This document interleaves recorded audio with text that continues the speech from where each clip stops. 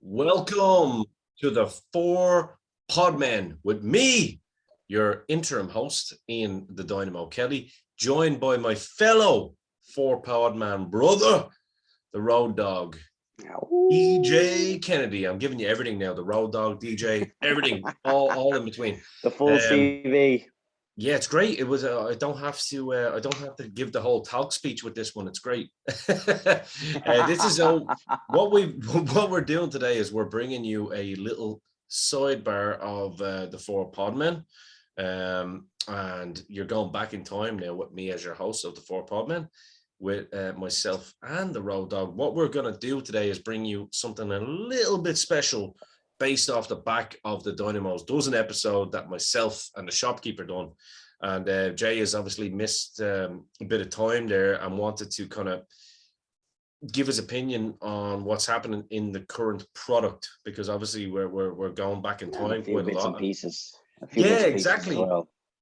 And I think mainly we're going to concentrate today on AEW, of course, but in particular, the imminent signings of the two hottest free transfers out there right now in Bryan Danielson, let's call him, because that's his name. Apt that it is currently a conversation where previously I have lost a bet, Ian, and I have not forgotten. And I know my hot tag, the shopkeeper, has also lost a bet. So you are quids in at the moment. You are up. Yeah, it was kind of one of those. Had to be said. I didn't forget it. You know, it's rarely I'm wrong. I'm wrong all the time. I'm kind of cut from the same cloth as one particular of these free signings, am I not? Very much so. In more ways than one.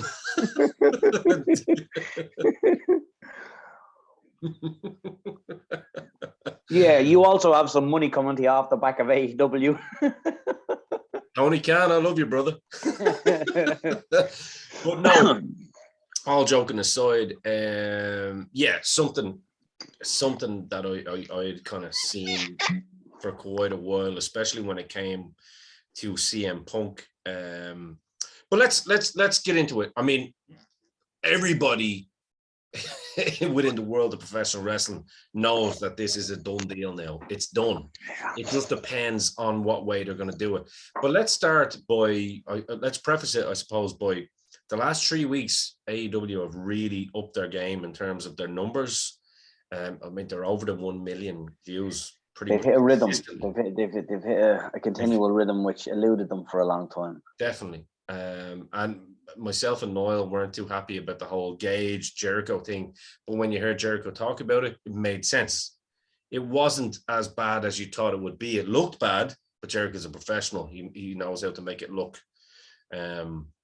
look like he's in a kind of a more of a death match situation than without putting himself kind of in any kind of danger. Yeah, he's still a very much so a consummate working professional wrestler, exactly. And not a fucking outlaw mud match. And to be fair, I don't like Gage one bit, but I don't know whether it was fear that he would get the head boxed off him by the bigger guy or whatever it was, but he kind of, you could tell he was trying his best to take care. Well, he has to, because if there had been a David Arquette situation where you nearly killed the guy by cutting his fucking jugular, then you might not see your way out of the building. But as much as a fuck up of a human as Gage is, even he's clearly understanding of the opportunity that was presented to him on a nationally syndicated fucking program. Yeah, and I thought he'd done his best that he could do in that situation. So, and I mean, I think obviously with the aftermath of it, I think AEW aren't going to be clamoring for death matches every week. So. Well, one of the things I'll say about Tony is he does come across as a man who was raised on the traditional meat and two veg pro wrestling match. The odd oddity seems to be fine for him if it has value in the program that's offered up in this 5 tests of Jericho, or whatever the fuck it's called. That's what I was going to ask you. Yeah, no, you take that and run with that there, actually, because I was going to say that I think I'm starting to warm to. Listen, I've always liked Tony Khan as a human being. From any time I've heard him speak, I love his enthusiasm. I love his passion for the business, and I was just hoping one day it was just going to click, and it was always either going to click or it wouldn't. Now I think we're in a situation where it's starting to click. So why don't you take that one, actually? Well, it's easy to be critical of him. Look, first of all, nobody asked to be born the son of a fucking multi-billionaire. Secondly, you'd be a fool not to use money that was made available to you for whatever you loved. We would all do the same. And anybody And who he's a good disagrees, businessman himself, to be fair. You know what I mean? Yeah. look, regardless of whether or not he's as competent as some of the men who have done it in the same industry and as great as them at it, he's coming in brand new. He's wet behind the ears and he's doing his best for what he has. And he's been sidelined a few times, and like we said, he's hit a rhythm with his show now where he's starting to see it come together in front of him, and I think maybe the locker room are finally realizing, okay, maybe this isn't a flash in the pan, quick cash grab. That if we follow through with this lunatic's idea of what this program should be, something will come of it. And Yeah. we have, look, me and you and the other Podmen in fairness, we have slammed AEW, but from a different perspective. It's not that we don't like the product, it's that we don't like what the product was trying to be. And we also always said it's early days, it's teething, and you're allowed to criticize something when it doesn't have the value it could, should, or will have. I've always said it's a baby company. It's still it's still in its infancy. You have to let it grow, you know. Ian, what other baby company at such a high fucking cost, high stake, and it has been hit for a global pandemic a year and a half into its infancy? Like, the fact that they came out the other side is a testament to the perseverance. And it's better than TNA, you know what I mean? In fairness, like as I said, TNA has been around now since pretty much the year after I made my debut in the business. Yeah, like, and that was 2003. Yeah, like, TNA's not a baby. It's not a baby, like, you know what I mean? And no disrespect to, you know, anybody that's a TNA fan. I know Joe and Niall are big TNA fans, and I know we teased them and stuff like that. But at the end of the day, this is, this is the closest thing we've seen to WCW since it folded, I think. It is, and it's very clear that that's what the man was raised on. He was raised on a WCW style of wrestling. The fact that he brought in these legends. I used to mock a calling it AEWCW, and that's not wrong. It's no insult.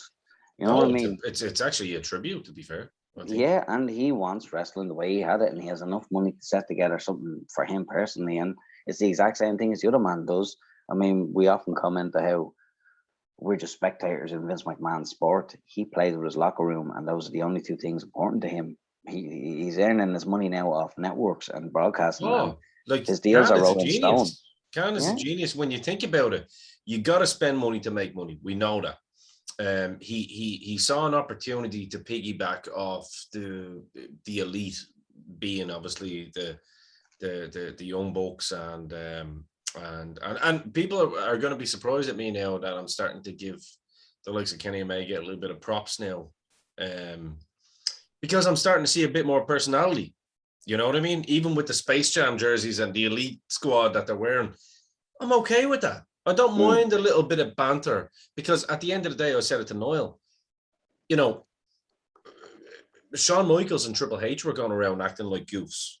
You know what I mean? And we found it very entertaining. So it would be wrong of me to criticize these guys for doing the same kind of thing. Well, you know, there's a concept in pro wrestling that has kind of people see but don't see, understand but don't understand. And this is this floating federation that lives between different entities with different bosses, like the Bullet Club or the Clique, or True. You know, they're groups of men in different companies who are kind of nodding and winking to each other. Of course. And it's kind of like a floating federation that moves around the pro wrestling structured landscape. And there's almost like a federation within a federation that, when you use that correctly, it can be sensational. Do you know what I mean? Like, I mean, you can have Bullet Club Japan, Bullet Club fucking Europe, Bullet Club America. And the progenitor of the idea, we all know, is one of the finest wrestling minds ever to come out of the industry.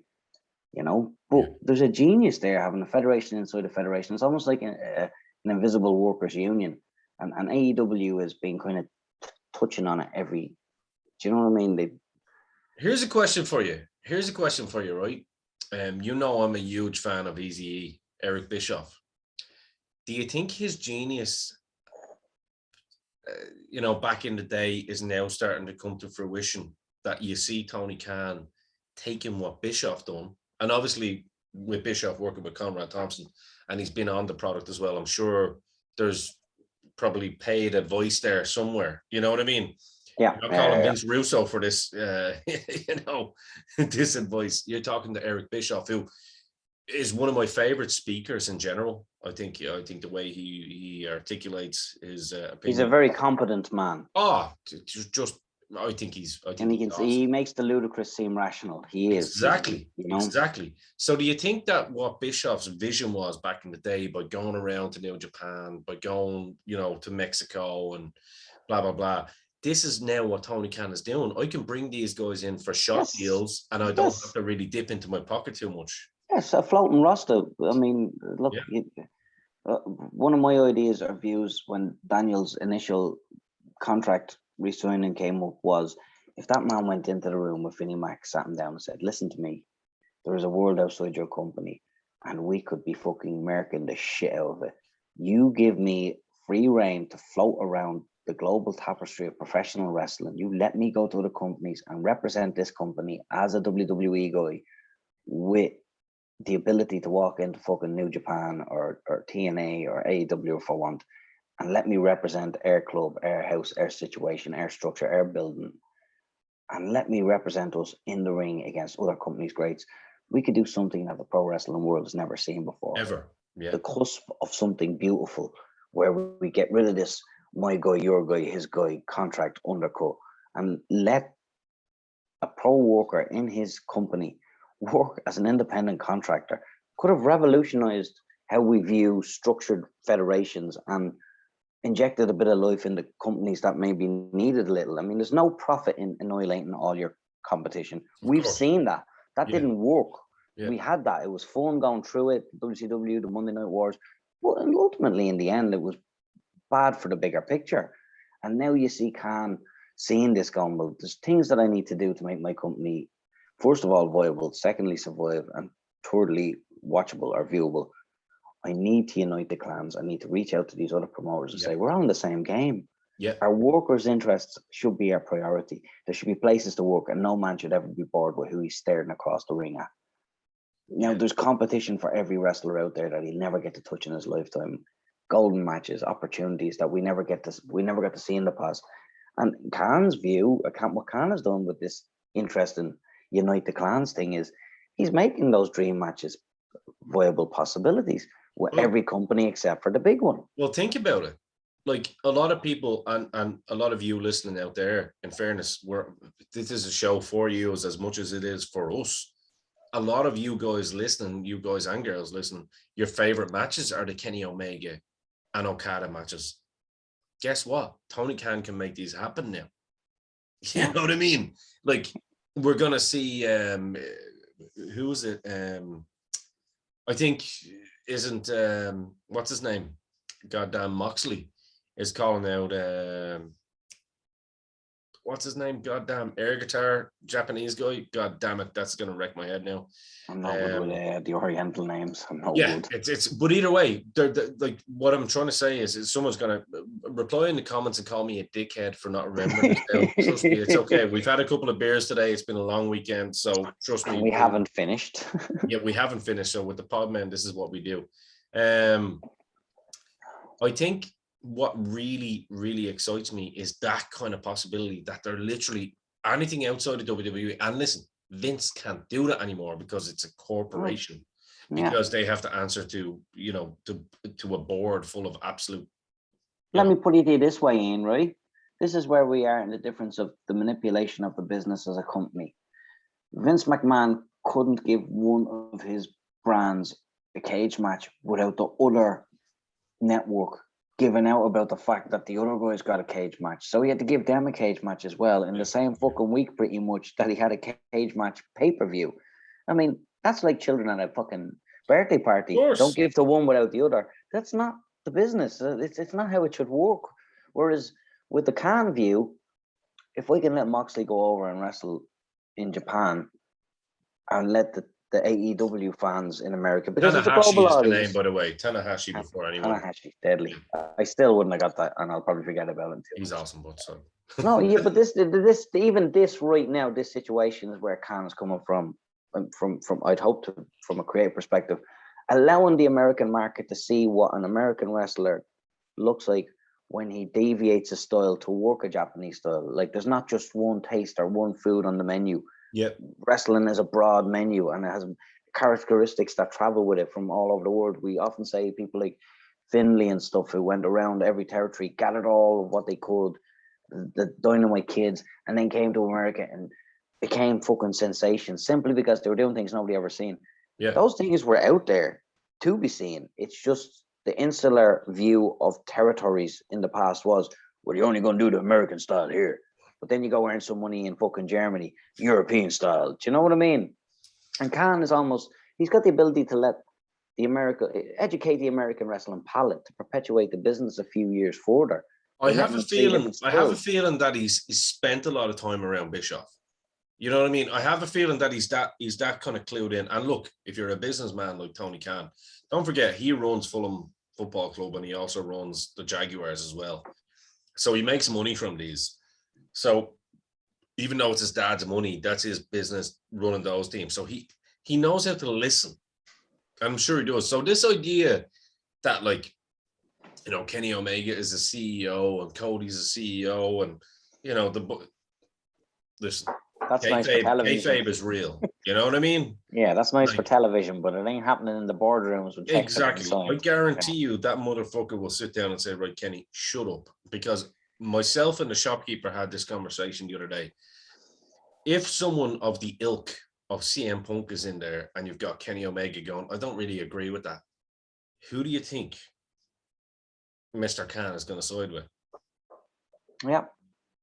He's going to side with whatever does business. And you're going to do the fucking job, son. Otherwise, you don't have a job, son. So now that we put Mr. Khan over, and you know what? I'm happy to say this. I'm really happy to say that we're putting Tony Khan over because, I mean, he's infuriated me. He's infuriated me at times. But now I'm seeing the vision and I'm seeing the learning tree. He has surrounded himself. Yeah. He surrounded himself with the right people, the likes of Tully Blanchard, Arn Anderson, Jake the Snake, fucking Dean Malenko, all these guys that are there. And now Ric Flair on the way into the company, without a shadow of a doubt. These are people that he can go, right. And he's a young man. I think he's only my age, our age anyway. He's not, you know, much older than us, or if probably somewhere in the middle. He's a young man that has a passion for what he's doing, got a huge TV contract. In fact, so much so that they brought them back to primetime and they're getting an extra hour and they're getting a new show. So evidently what he's doing is working. You've got Jericho still there. I mean, still working as that. Look, people, you know, shit on Jericho. Do it all you want, but at the same time, the lad is working his ass off. I mean, if you find a harder working man in the wrestling business, you know, I'll wait. If you can name me a harder working man in the wrestling business than Chris Jericho, I'll wait. Or one who's loved it for as long.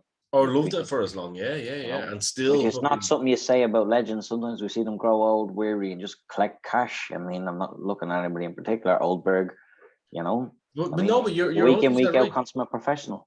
It's like, it's apropos. I know you like that word. It's apropos for someone like Chris Jericho to idolize someone like Bruce Dickinson, isn't it? Because they're cut from the same cloth. It's like, we're just going to fucking work and work. I don't care about work. It's like Bruce Dickinson. Oh, I have cancer. Guess what? I'm going to get over that now and I'll be fine. A fucking lifer. Lifers. Do you know what I mean? Yeah. You know, that true music reference in for the fans there, but it's true. We could do a program on the parallels between heavy metal and fucking wrestling. There were both things that shouldn't still be around today, but guess what? When you look something with the innocent eyes of a child in the heart of an adult, shit stays real for a lot longer. And these men love what they do. So let's start with Daniel Bryan, or Bryan Danielson, his real name now, the American Dragon. Let's play some fantasy booking here because we said we do it. How would you, off the top of your head, because I know you always have like nice little, you know, kind of fantasy booking ideas. How are you bringing Daniel Bryan in if you can? And obviously straight away. I already know. His humility as a person, his agreeable fucking personality, his ability to fucking make silk out of a sow's ear, his work rate and his tenacity, I'd bring him in straight at the bottom of the rung. I wouldn't let him go near that top. I would do what Macho Man Randy Savage did in WCW, and I'd throw him at the bottom of the card in the first hour, and I'd allow him, in his greatness, to elevate every person he touches for the broader picture of the company. The men who don't get to see that last half-hour match, I'd let Bryan or Daniel Bryan or Bryan Daniel or Daniel Bryanson or Bryan Danielson, whatever. Let's call him Dragon. Let's call him Dragon. I'd send Dragon in at the bottom with an underdog story. The guy who walked away from the golden throne and the crown to start all over again in the twilight, in the fucking autumn of his career. And I'd let him do for every worker what nobody bothered to fucking do for him on his rise on his own. And that's work through the fucking indies till he earned the respect to make a fucking burlap sack belt. I'd start him at the bottom. I wouldn't waste him going into the top program. That's how big this guy was, that he was able to get a fucking burlap sack belt. Yeah, think about that. The guy turned gold into tweed. Yeah. I felt real good doing it. It doesn't matter what's around your waist. Yeah. The champion is what's inside the belt, not what's outside it. Yeah, it's not the size of the dog, you know? You know, so it's the fighting the dog, and nobody can argue he stole the world when it shouldn't have been his. And again, we've seen this before, Ian. When all the big men went into WCW, they wanted the big money and the big matches. Macho Man did not want that. Give me who you got. Who have I not had before? Oh, yeah. You know, and that's pro wrestling. I think I'm going to take the diamond cutter tonight. Do you know what I mean? He doesn't, there's nothing you cannot make. Shout out, by the way, to fucking DDP. Yeah, baby. Talk about, I was always on the fence with that guy, but you just won me, baby. This heart belongs to you now. Giving a shout out to us. Oh my God, that was awesome. But no, go ahead. You are correct though with Daniel Bryan. So when you're looking at that roster, right, you're thinking someone like a Daniel Bryan coming in. Straight away for me, I'm thinking, imagine him getting in there and starting a program straight away with someone like a Darby Allin. Darby? Adam Page, maybe. Even the cheeky fucker who keeps sticking his tongue Orange out. Cassidy. Boom. No. Orange will be fun, all right. But the other guy, the guy who can go, but he's still very young and very obnoxious, always sticking his tongue out, hangs out with Chris Jericho. He can fucking go, but he's very irritating. Sammy Guevara. Yeah. Right? Or him, or that would be great. Young men who want to go, who need to be sat down and showed, listen, slow it down, enjoy your wrestling, and let us savor what you're capable of. Do you know what I mean? The young upstarts who are fighting at the heels of greats, but don't have enough years or hair behind the ear to get it done. And it's not their fault. They need these they're young. Guys. They need these guys in there to show. Boom. This is what I always think of Brock Lesnar punching Braun Strowman in the head and telling the bitch to slow it down. Do you know what I mean? Yeah, like right in the fucking chin. Boom. This is just. And he learned. He did. Very quickly. Yeah, and that's what I'd use Daniel as, a slow it down merchant for all of the younger talents, some of the lighter men, some of the men who aren't, let's just say, would more so be NXT as opposed to main event in the other company. The men who they're good, but they still have that. They're too eager. Do you know what I mean? And you're like, get a little more Harley Race and not Harley Race. You know what I mean? Exactly. You know, it was always one of my favorite things, and I think I knew it from day one. Even when I made my debut, like it was slow, and then you go, boom, you know, because I loved watching those guys. It was like, slow it down, let the fans their reaction actually resonate with your ears for a minute, and kind of go and acknowledge it. Because if someone's calling you a bitch in the ring, and you actually like acknowledge it and look at them and go, what the fuck do you know? Without using cuss words, but you know what I mean? What do you know? You know nothing. You're a little weasel sitting there with your little family. Look at you. Here's your son. Who are you? What you done? Yeah. Did your son make this, especially for me? There you go. And then you run back into the ring and they go, I hate him. Kill him. Let us feel. Yeah. Let us feel. Let us feel it. Let us feel it. You know, No, because that's I mean, definitely a would.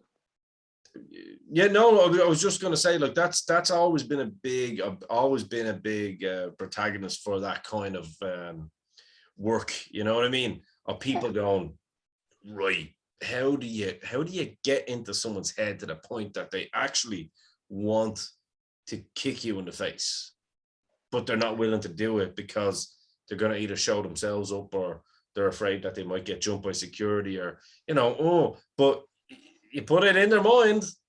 Yeah, plant the seed, let them grow it. Come on, hit me in the fucking chin, I dare you. Do you know what I mean? Yeah. It's and I think that's what it is, and I think they need somebody like a Daniel Bryan or a Bryan Danielson, Dragonson. That's they need someone like him to get these younger guys and go, because their work is perfect. They can work, but it's like, come on, you don't need to throw yourself off, the top rope every time. You don't need to do that. Make it worthwhile again. Make it work. Exactly. Bring everything back. Drop that bar down a few levels. Let the kids coming into the sport. We already love it. We're never not going to. And Well, look at Darby Allin. Darby Allin has benefited from being immensely from listening to Jim Ross and from being around Sting. And also as a human, the turn in Darby Allin was when I remember somebody said something about Jim Ross or somebody, and he was actually the one who came out and said, "No, let the man speak. He's our elder. We should be listening to him. We should be listening to 50, him, 60 years in this business. Yeah. We have a wet week, Yeah. And there's a humility that Daniel Bryan could bring to the art of wrestling from the bottom of the tier up. Now, we already know he's there all night. I mean, if you were to close your eyes and say, okay, we need somebody to put over a pay-per-view, his name, it doesn't matter. He could lose 1,000 times and still do it. He has nothing to prove to anybody, and that's the reason why he left out of the company. Well, look, he just wants to wrestle. The next guy that we're going to talk about, Daniel Bryan, is actually a better professional wrestler than bell to bell, without a shadow of a doubt. Yeah. But good Lord, these guys' careers are almost identical. You know what I mean? In terms of the darlings of the indie circuit when everybody else was watching the big show. Yes. And we're going to talk about my doppelganger. Yeah, of course. Mr.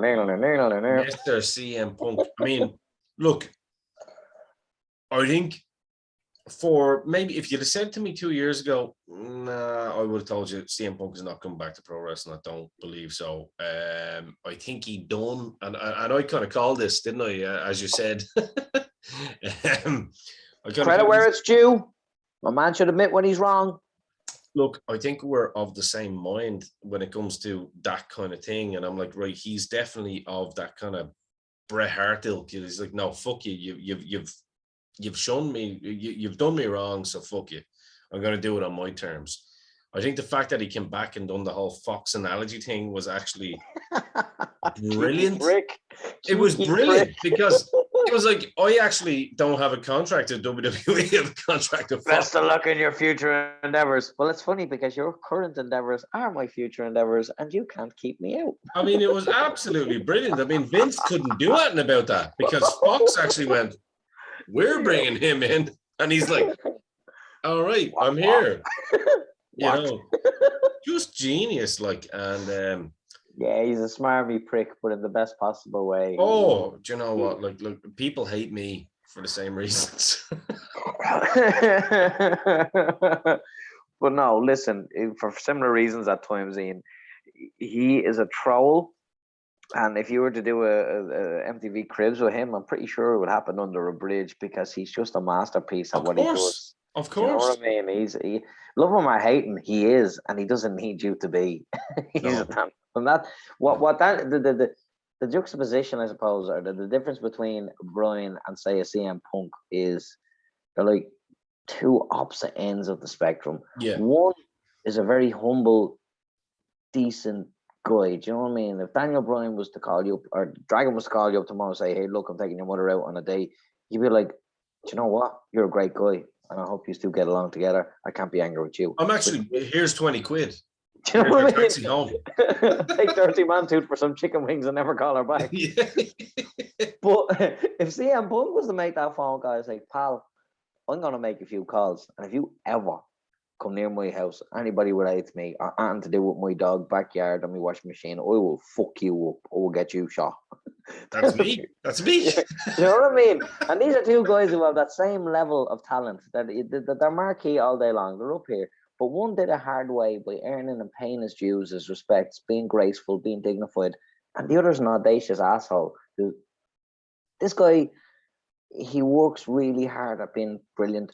And this guy, it comes effortlessly to him. That's it. It's up here and it's like boom. Like it's like Sean and Brett. well, that's exactly what it is. It's an ego that you have, and sometimes if people don't know you, that ego comes across as being disrespectful, but it's not. It's just like this is who you are. Yeah.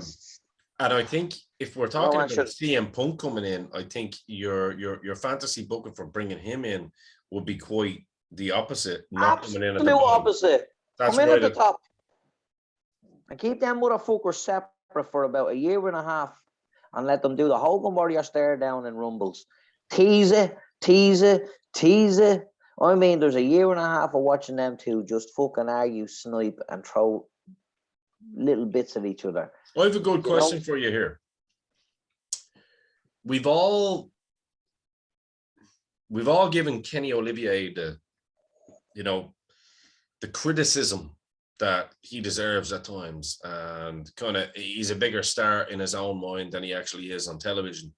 However, I think he's starting to show a little bit more charisma of just being a goof and whatever. That's okay.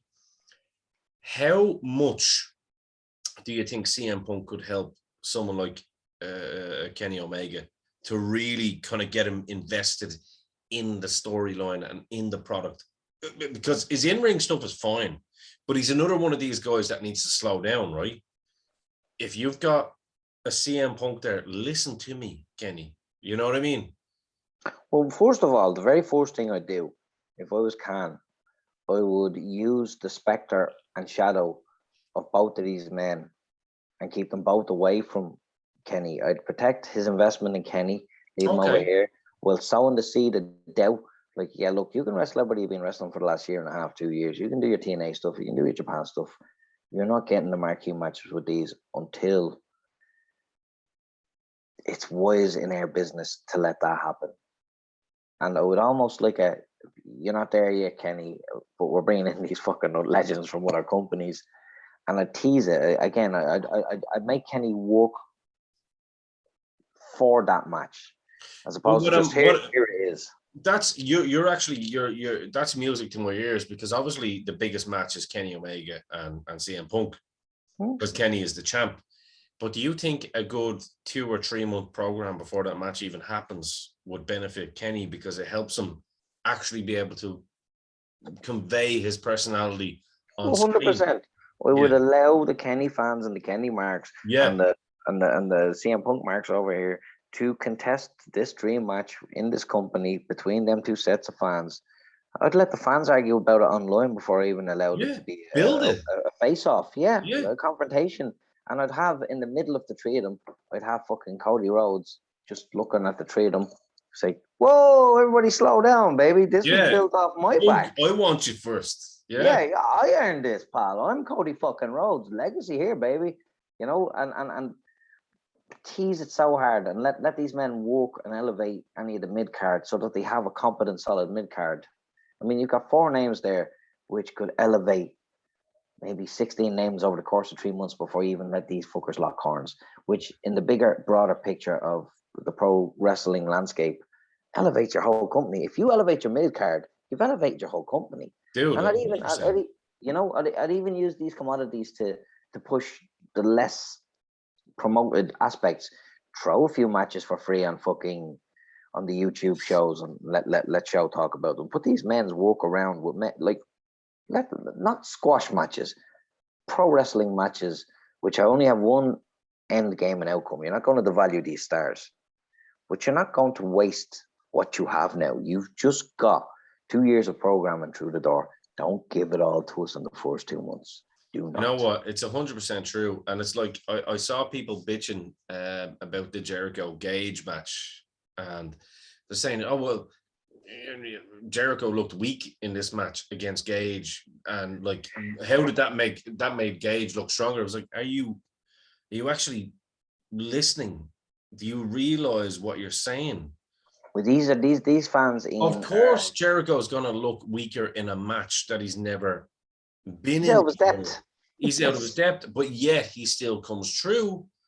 And there you go, he triumphs. That's called fucking psychology. Well, the psychology of this one is, this is for anybody watching. If you haven't seen it, if you want to understand everything about pro wrestling psychology in an easy hour and a half, with arguably one of the greatest acting performances you've ever seen in your life, sit down and watch Cool Hand Luke. The testing, the perseverance, the teasing, and the end game. You know what I mean? I couldn't agree more. I think that's actually, I'm going to use the word for you, apropos. It's all in there. Like, this isn't hard shit. When you hear men using big words about a sport you just like tuning into, and you're just a fan, and you've never experienced actual physical violence on a continual basis in your life, well, then you can throw around this ideological internet bullshit via your keyboard. But the conveyance of pro wrestling as a storytelling tool to learn, to understand, and to appreciate what happens in real fighting. It doesn't have to be real to be real. You can tell the story of what's happening, and it can still be real to a degree. And using pro wrestling correctly conveys that. Now, everybody talks about who would win and who's this, who's that, who's stronger, who's this. Yeah. Do you know what I mean? That's not what we're here for. You can have that in the UFC all day long. And there's a million of other mini fight federations where men are getting fucked up and losing their jobs simply because of one bad match, one bad punch, or one bad turn. Yeah. That's not what we're here for. We're here for, it's muscle opera. It's a flesh-based drama. And there's nothing wrong with that. I'm not insulting it. It's magnificent when it's done right. It's fucking exquisite. There's nothing like it in the world. It is the greatest show on earth for me personally. And that's me who's, I've been an extra on TV. I've seen lots of shit. I've seen how the stuff that you enjoy on TV happens and works. And trust me when I tell you, those battle scenes don't happen in one straight hour shoot. It takes 3 days to make them and put them together, and they're done segmented. You've got two men doing this in 40 minutes live. It's a completely different fucking thing. And to see it and being inside of things helps you to understand and appreciate that. Now, I'm not blowing me on trumpet here, but when I watch pro wrestling and I enjoy it from that level and aspect, I can see how difficult it is. I understand it. It's magnificent. I can vouch. It's yeah, it might be easy when you know how, but it takes a lot to get to know how. Yeah, it takes a lifetime to be great, and you can do something for 50 years and still be shit at it. Takes a lot to get to know how. I mean, I found some old VHSs of like training matches with one of our own Podmen, the Beef, and I look at the training match, and then I look at the training match, and then I look at because you know, the Beef will tell you himself. This kind of came from my head. I was like, right, this is what we have in place, blah blah blah. And I was like, it still doesn't look right. I don't like the way my body looked in that position. The little details are the ones that actually make the you. The devil is in the detail. Yeah. And it's like we often say on the other show, Ian, pro wrestling happens between moves. You can train two monkeys all of their lives to fucking scoop slam and fucking clothesline and fucking whatever you want. But it's what happens between those moves is where personality comes through. And how you facilitate yourself between those moves. That's pro wrestling.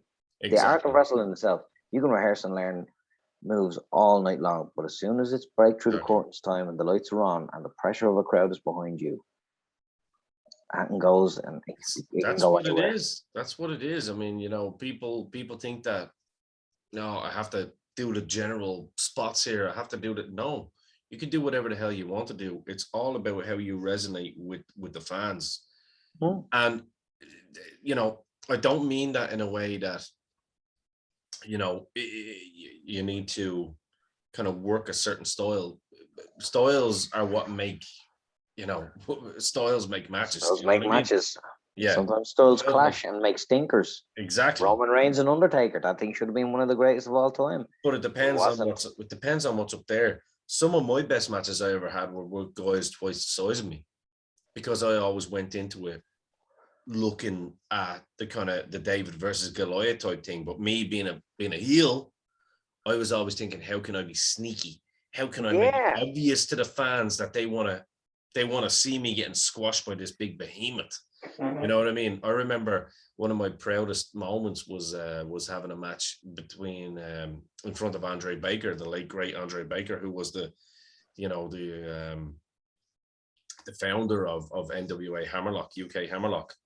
And he was there, and I wrestled a guy called Dara Cleary. Shout out to Dara Cleary, Heavy D. He became later on, and a great worker. But he was a big guy that could do a moonsault, and I was like, right. And Finn Balor basically put us together because he had saw it in training that I was the one guy that wasn't afraid of taking the moonsault because it's a trust. Everyone was kind of going, oh, he's going to shy away, but I was like, okay, I'm going to trust you not to land on my face. Sure, offering your physical well-being to a stranger. Exactly. And he only lived around the corner from me anyway, so it was cool. We were good friends anyway. But I remember that being my favorite match ever. You know what I mean? And it's so weird. It was the opening match of the night, and we, to be honest with you, I don't think Paul and Mr. Balor took kindly to it because it was the opening match, and we were like going out, hitting each other over the head, slamming his head into steps and everything on the outside. But those little things, though, people need to think about it. Slowing it down is a good thing. It's amazing when you see some of these like high spots. Like some of these high spots, I'd be like, right, well, look, I'm just going to give my body to you and trust you to fucking, get whatever you want. But it's never been my thing, but I'm not against it. And this is what I'm saying. No, I'm with you. The value of the move should equate to the placement of the move in the match. Yes. It's like paying $6,000 for a 32-piece stamp. Why would you do that? And let people soak it in. Like, I see Kenny Omega's, those knees that he throws are fucking unbelievable. Those V triggers, I think they're called. They look, no, the V triggers, whatever it is, the knees that he throws are unbelievable. They look unbelievable. But why throw 20 of them? Because it takes the realism out of it. Because one of them will kill you. And that's it. It's like Jericho with that Judas effect, that elbow. Boom. You only need one of them. And it's over. Look, there's the 99 in actual violence, 99% of real fights on the street that you've ever seen or in any place in the world end in like 6 seconds. Yeah. I mean, it doesn't last long. It doesn't last 15 minutes at the start of the card and 45 minutes at the end. No. And the cardio of these men to perpetuate this act of violence, and we'll call it the act of violence as opposed to actual violence, which is an excellent term. It has to be understood in its entirety, and there's times when pro wrestling doesn't allow the fans to appreciate it, and there's sometimes when pro wrestling as a company downplays the fact that individually humans are fucking assholes, they're idiots, they're stupid, and I can tell you this for a fact. But collectively, as a group, as a unit, as a crew, as a core, they're one of the most intelligent group beings ever. It's we're pack animals, no different than dogs. Yeah. And we've seen, Ian, great matches get lost in the early card simply because the people were just through the door. And then towards the end of the night, a carbon copy of that same match with two different men who have a little bit of personality about them has the place on its hind legs going, this is awesome, this is awesome. Whereas if you sit individually these people down and they watch the match on TV, they're like, yeah, that was okay. Well, I'll give you an example. Like, I mean, and like Hogan is a perfect example. Like 2 of the best WrestleMania matches ever happened with him. Maybe even 3 if you want to include Andre the Giant, just purely from psychology. But but WrestleMania 6 and then WrestleMania 18, Hogan and Rock and Hogan and Warrior, that is where the money is at. Yeah. You know what I mean? And this is a man that goes, I know exactly what these fans need, and trust me. Yes, he didn't exclude us from the match. He included us in it. Everyone. It's the same with Hogan and The Rock. The Rock actually said it when that bit where they looked around like that, Hogan was saying, work with me. Go with it, brother. So, but that's genius. Do you know, that's genius. That's knowing your audience. That's knowing exactly what you want. On him, and it's rare that I give him the kudos that, so many people feel he richly deserves. But one, and again, a shout out to a past legend who, fortunately, I wasn't able to do the 4 Podmen, but I enjoyed it thoroughly. Paul Orndorff versus Hulk Hogan at that big open air match in Canada before, was it WrestleMania 1 or 2? Yeah. It was, watch it. 2, I believe, yeah. Watch that match. Hogan has maybe, in a 40-minute match, Hogan has maybe 2 minutes of offense. I have never seen anybody manhandle, bitch, slaughter, run, and fucking pulverize Hogan. I've never seen that match in my life. Yeah. And I only seen it recently on the network. One of the added benefits of being a Podman is a very generous boss who allows me to watch what I deeply love whenever I have a few jars on me. And watching that whole event, watch that whole event. If you want to see some technical wrestling slowed down so that the crowd are allowed to be involved in what they love, whether it's fucking Jake the Snake Roberts or Harley Race on that card, whether it's Andre the Giant in a mask, and the piece de la resistance. And I hate that we never got to see this match on a televised Mania globally. It was Orndorff versus Hogan. It's a masterpiece. It's a very masterpiece, and it's never really showed up front in the Hogan things because it's an Orndorff match. But it doesn't matter. There's 2 men in it. One man didn't do it himself, and they're both exquisite in it. And Hogan, it's like the thing about Hogan is like when Hogan wanted to, good Lord, his knowledge. That's what I hate. Yeah. When he's sorry, I'm gonna finish what you said. No, I have no problem with that. I have no problem with that. Like he's actually one of the greatest performers of all time. You know, when he wants me so much. Do you know what I mean?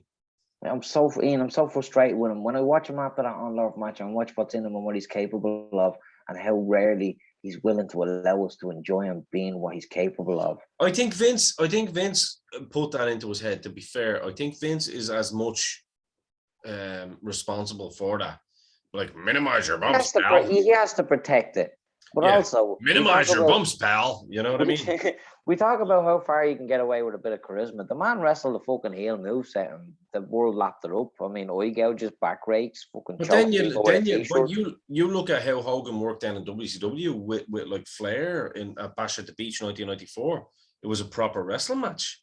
It was like there was no Vince there to protect him. Do you know what I mean? It was like, okay, I'm just going to do what I want to do. I'm wrestling. Even over there, whenever he wants to be, it's easy to lay it at Vince's feet, and I can understand that aspect of Vince protecting his asset and his interests. And he's done it every time. That was his big asset, though. You know what I mean? Yeah, Vince does it. He protects his baby, but it's 95% Hogan. If he's interested, look what Hogan done for Goldberg. If anyone wants to talk about. Yeah, there was a great point raised actually, but like about Hogan not putting people over, and it was like, believe it or not, if you look at the statistics, Hogan actually put more people over than Brett and Shawn. I don't know about that. I'd be. He did though, because if you look what he done. I've read the statistics, and I watched his career live, like pretty much. And we come from different sides of the fence. But when it mattered, is what I'm saying. He knew when to do business when it mattered, and I think that's what. You know, AEW can look at this now and go, right. Learn a lot. And I think without a shadow of a doubt, I mean, Punk is coming in fresh. He might be 42 years old. 42 is not old when it comes to fucking pro wrestling. And that body has had a good rest. A very good rest. A Shawn Michaels level rest. Oh, yeah. Yeah, absolutely. You know? And Punk has never been stupid enough to do that kind of Shawn Michaels stuff where he's going to throw his body over or do fucking, moonsaults off the top rope onto fucking tables. He's very mat-based, and I always love that about him. Yeah, very, very much. You can tell he's a Brett guy. You know what I mean? He's very into that kind of... Smart. Fucking smart. It's called a spade, yeah. Smart worker. I think this could be... Well, I don't think it could be. It is genius for the company. Punk is the hottest free agent and has been, and trust me on this.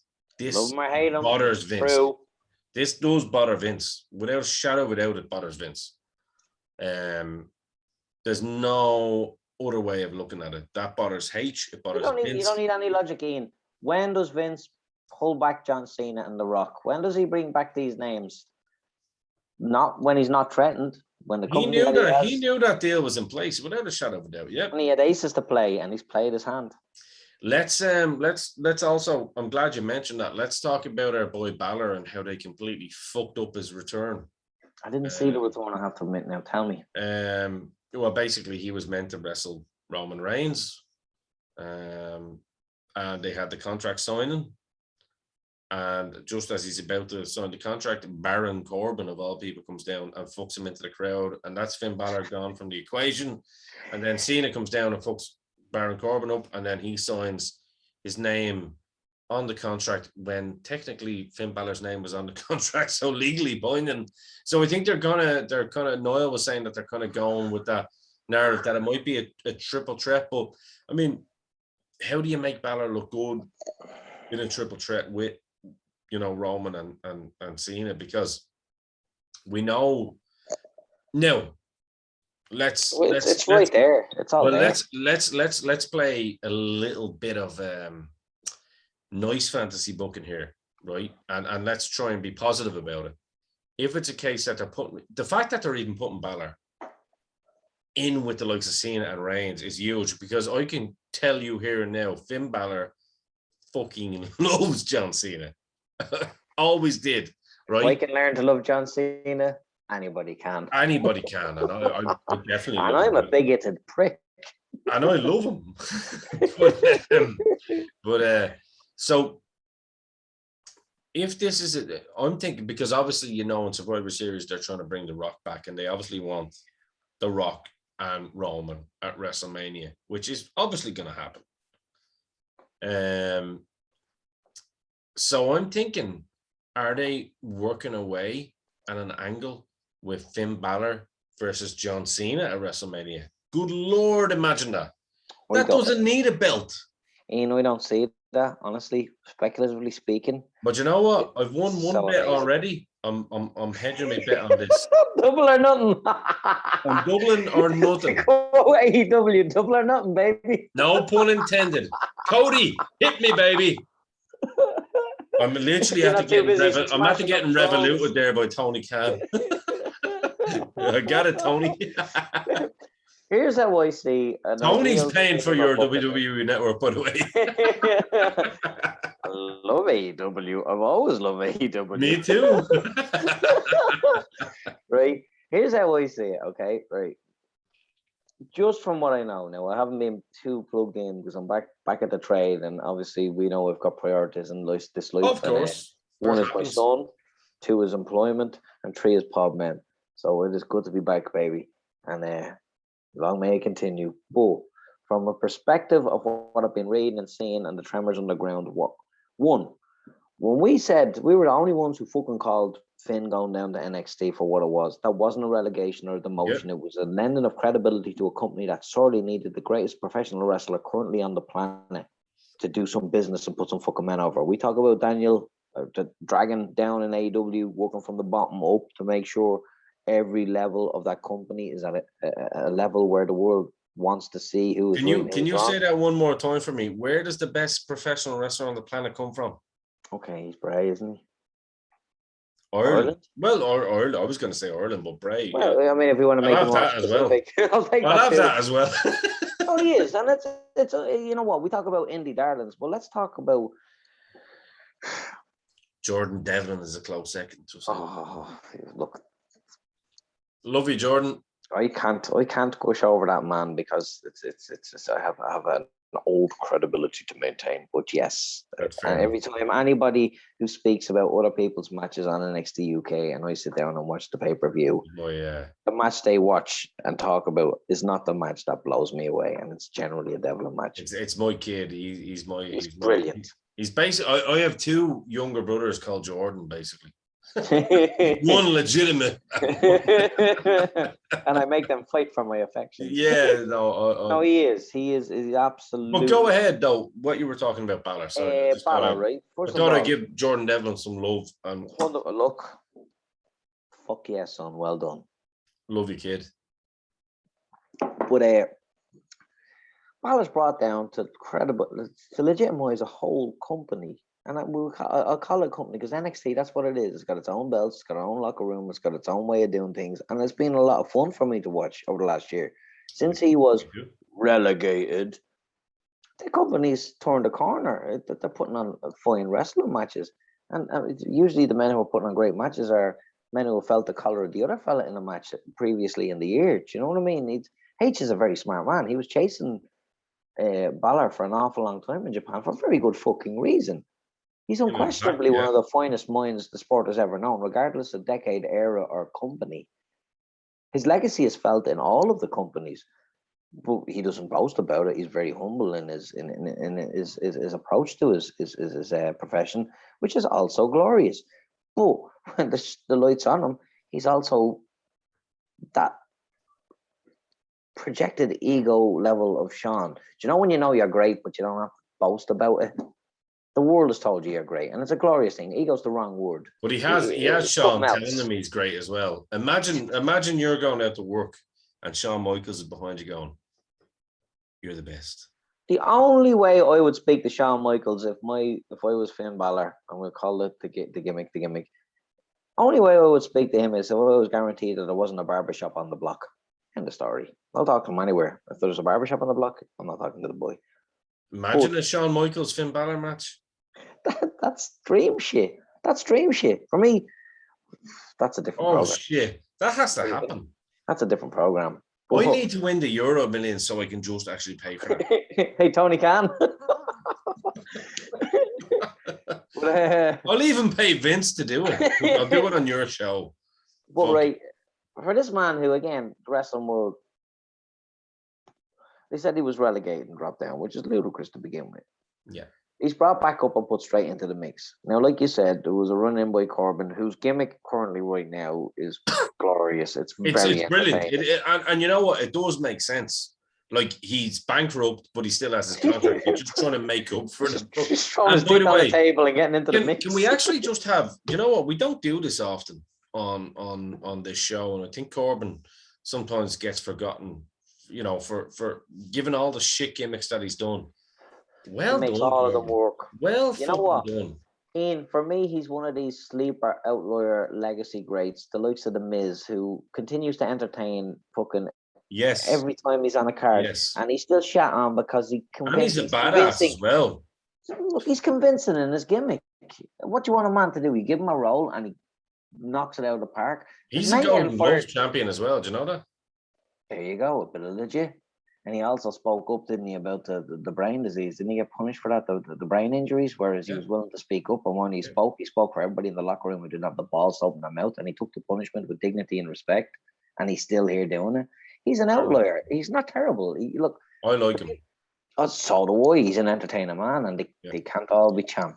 No. But we've got this mix now where he fucked with the signing. Now, honestly, I see Cena being brought in for only one reason. Eventually Reigns. Everything else is a precursor to that. Well, it makes Reigns legit when he beats him at SummerSlam, doesn't it? Like, it's like, I've beaten your best that you've got to throw at me. And then obviously Vince is gonna go with the fucking Rock then at WrestleMania. It's gonna be that the big cousin has to come in and fucking humble this boy. You call yourself the head of the table, you know, that kind of thing. Yeah. And then he'd be like, man.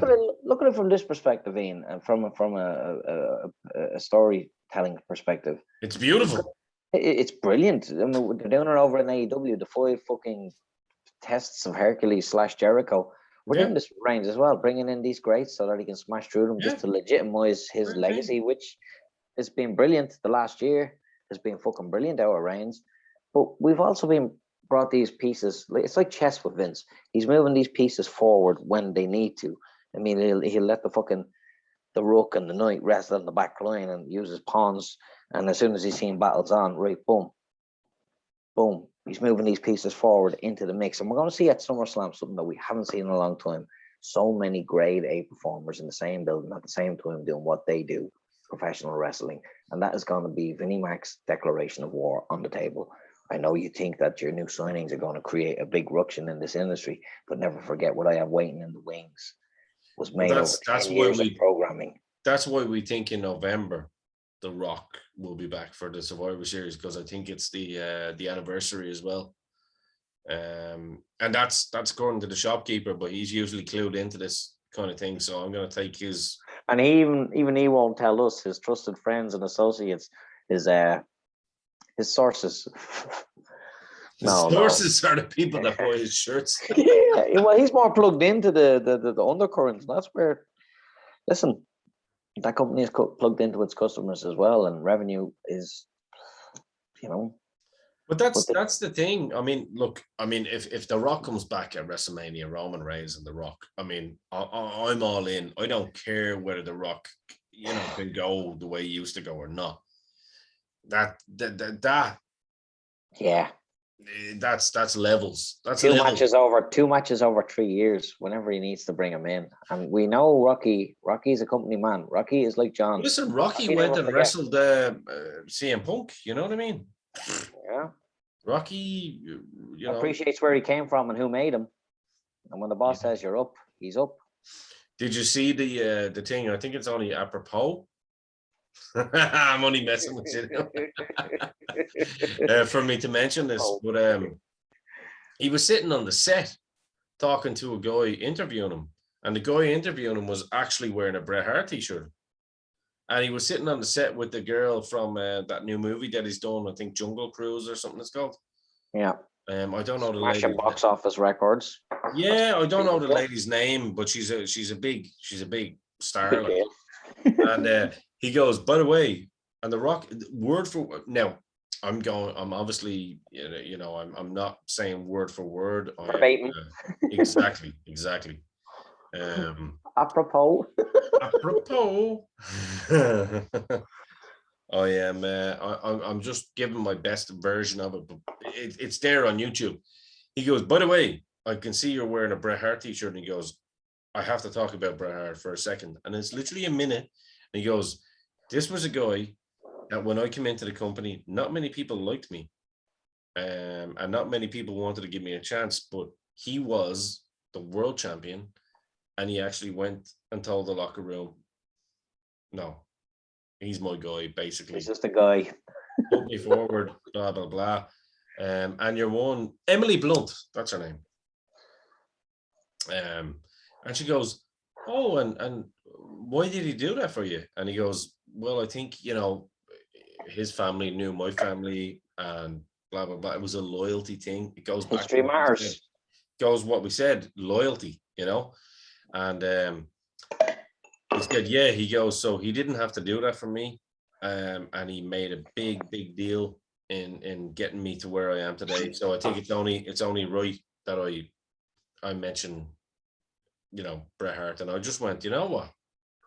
There's gonna be someone like Jay Kennedy or Kev Rock sitting out there and going, stop burying this man. This man is a legitimate good guy. And you know that. Listen, I can only tell you what I've seen, and I know many a time over the course of our discussions praised Bret Hart to the point where my first episode as a Podman was a Montreal Screwjob episode, and it was raw. It was a shoot. There's no video. It was all audio, and I told exactly what I felt about Bret Hart. The child was born for the turnbuckles. It was where he belonged. And there's absolutely no question about his greatness. There isn't. It's not in debate. There's certain things you can debate about. I wasn't a fan of him, but I won't deny him. Yeah. And I couldn't. And again, leaning on an old cliche, in a tank full of sharks, his teeth were rounded. He didn't mind chewing up a fella, but he made sure he survived after the impact. Yep. And he's seen the business and value in putting somebody over for the bigger picture, whereas other men were more interested in burying people. And that's not what this sport is. No, it isn't. No. I mean, you're nothing without a nemesis. And that's kind of like, that's kind of, very, very apparent in what we're talking about as well. Because, look, if a CM Punk comes in now, that is genius for the sport going forward. You know what I mean? For the sport that we love, outside of WWE, it gives us basically a platform to watch, to have two TV sets now and go, wow, this is amazing. If there's going to be a Roman Reigns Rock feud, but then there's going to be a Kenny Omega CM Punk feud, right? One might be bigger in terms of, name value. But this one here is like you have a Punk trying to elevate someone to that level of stardom. And I think I think Kenny Omega, if he fucking sits down and listens to someone like a CM Punk and doesn't have like in it, because I think the problem with Kenny Omega is he's very, very delicate. You know what I mean? Like you know, like he cries when people don't call him the best in the world and all that kind of shit. Why don't you love me? Why don't you love me? Do you know what I mean? And it's kind of like, come on, dude. Like, you know, and every tweet is like, I'm a legitimate jiu-jitsu champion. I can actually fight for real. And you're like, okay, man. Like, maybe you can, but Who are you trying to impress? like, Who brings their CV to a date? yeah, like, do you know what? Meet me mate Dean Brennan for a straightener outside and see how you go with that. To quote somebody else, we'll get you shot. Shout out to Dean Brennan, actually. Yeah, gut wrench. Like, yeah, there we go. Meet him and see like if he can survive his dig. Like, and you know, Well, the problem with Omega is he believes he deserves us without having earned us, and that's not the that's way it. pro wrestling And works. all we want is for him to fucking earn us. And if he does it the right way, then he's got us. Yeah. I mean, there's a lot of men that wear their heart on the sleeve. I mean, look, a perfect example of perseverance. That's the one word in professional wrestling. The only word, yeah. If you believe you're great, put your belief away and fucking show us. Money where your mouth is. There is men who are great, and you only realize they are when the dust is settled. Like I said, the Mrs. Royce has been shit. People give him shit for an awful long time, but he's a highly entertaining man. And He's here one of we the are. most important people on the card because it guarantees the first name on the card.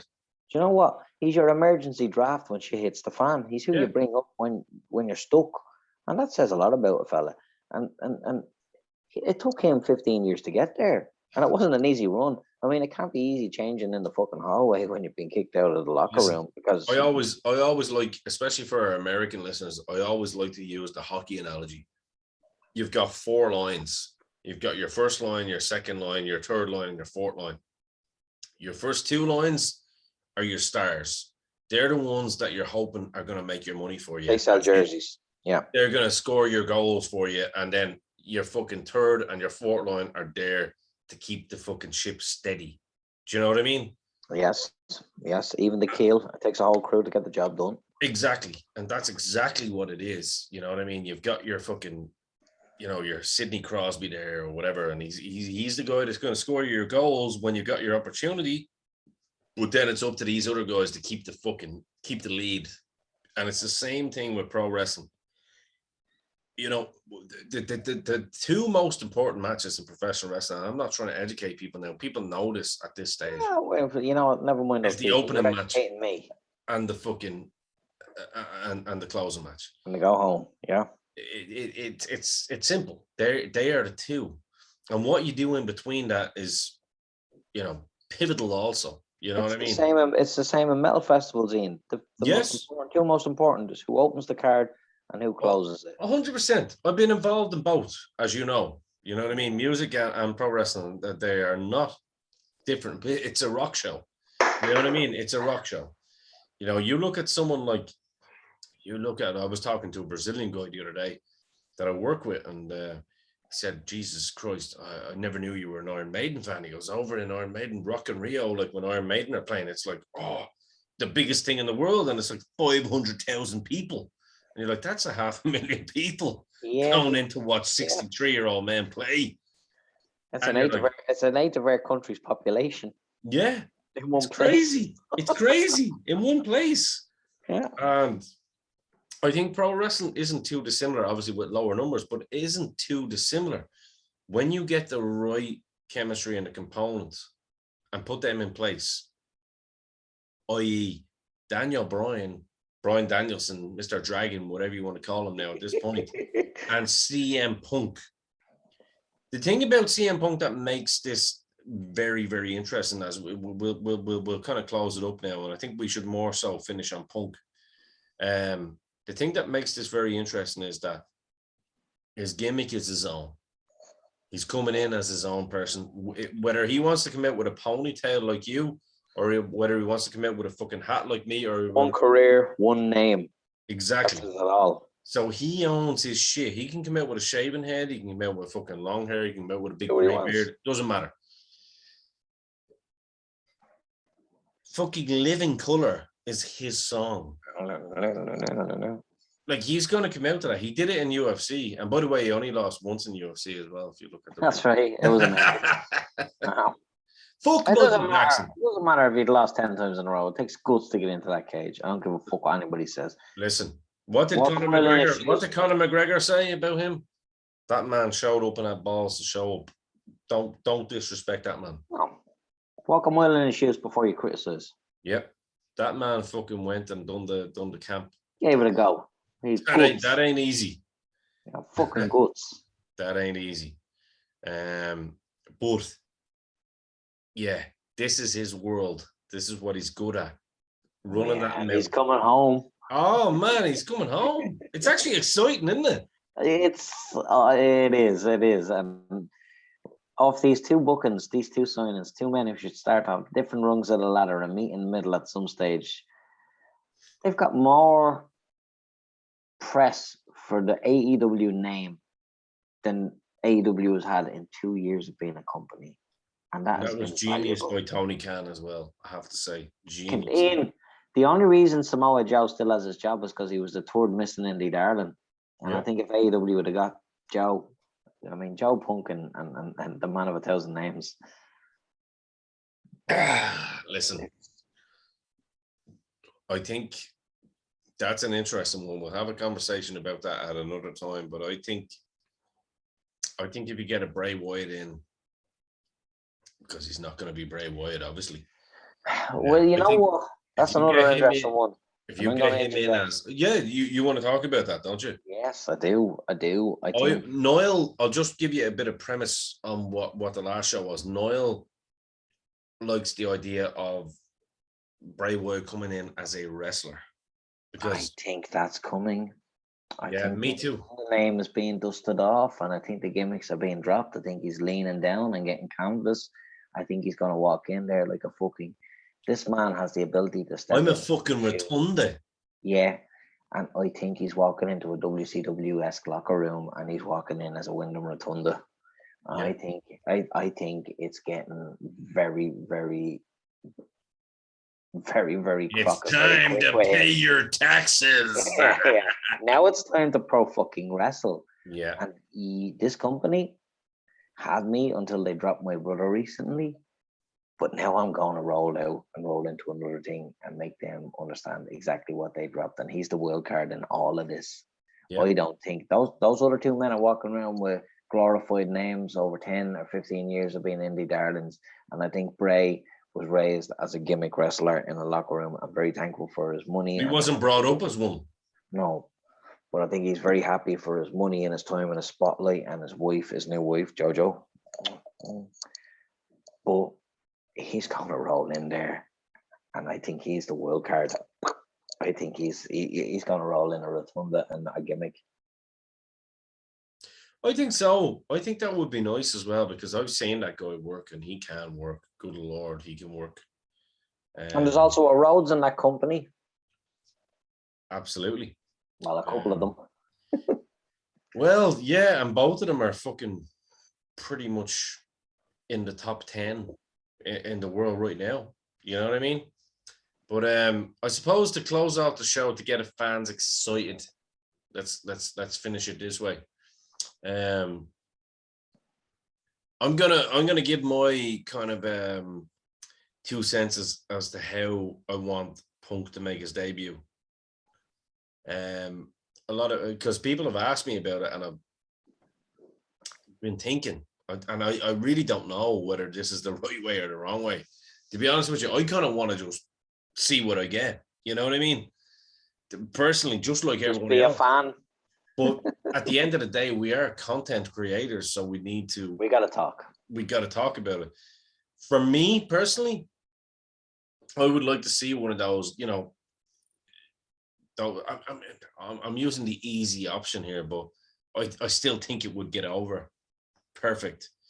Is you got Kenny Omega doing the whole shit, beating on someone fucking with his 12 belts and everybody, and then you just see CM Punk run out. Yeah. And basically just stand there and go, what? And then boom, they go to sleep. Forget about it. I think that would be the perfect scenario, to be honest with you. And I think Or it could be just a case that he walks out and just points at him. You know what I mean? It could be something as simple as that. I don't know. I don't think he's going to have a match on that first card. I think. Oh, no. He's going to come out and just fucking split the curtain, let the noise hit, and just stand at the end at the ramp, just staring at somebody. I don't think they're wrong. I think that's perfect. I don't even think he needs to get physical. No, he just needs to stand there and point. Or even sit down and do his little pipe bomb sit at the end of a ramp while two men are wrestling. Yes, and just go, best in the world. He doesn't have that in his mouth. The crowd is going to pop like nothing has ever popped before. You're talking about Legion of Doom, Ultimate Warrior. In Chicago. Oh, my God. Yeah. And he's just going to sit there. Yeah, you know what? It's goosebump shit. It is goosebump shit. And the thing about it is, they put their pay-per-views on a Saturday. So we can watch. So they don't do that Sunday shit, which is fucking great. That needs to go away. And I think SummerSlam on a Saturday has a little to do with that as well. I'm telling you here now, son, that's exactly what it is. When I heard that, I was like, they ain't cutting it none.